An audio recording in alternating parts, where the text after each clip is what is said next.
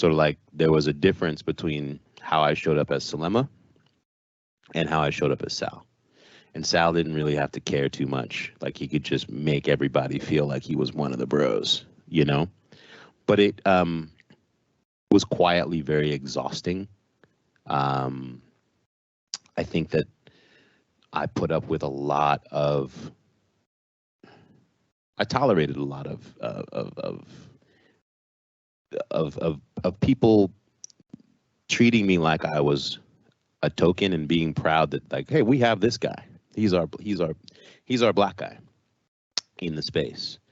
And that absolving them of having to like learn or want to know anything else about me or us or where we come from, you know?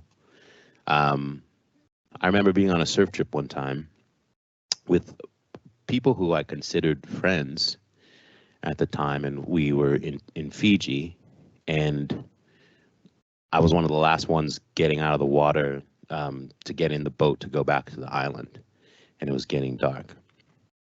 But the waves were really, really good. Everyone got in the boat, and like, there's always one person who wants to get one more wave, and I'm usually that person.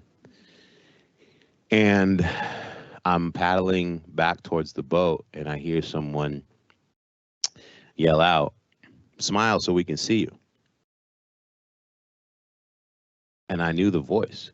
Like, I knew the voice. This is a person who's like a friend.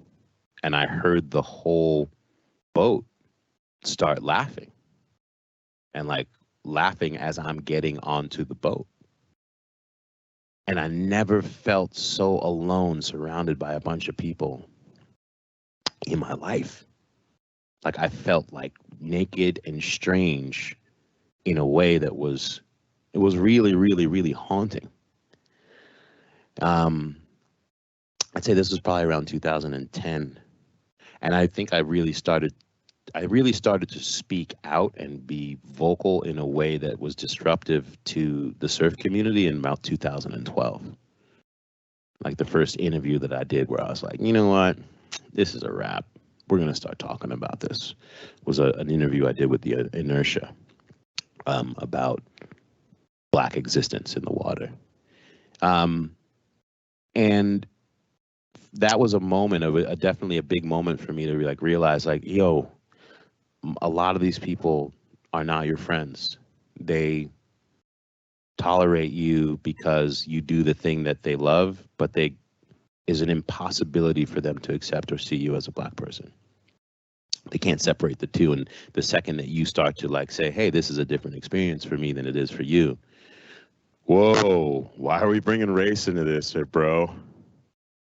Which obviously the last 3 years has been deeply amplified in any space, because when people suddenly become aware of things that they just never knew, now you're making them uncomfortable as some sort of like oppression, right? Everybody wants to be oppressed now because of new information.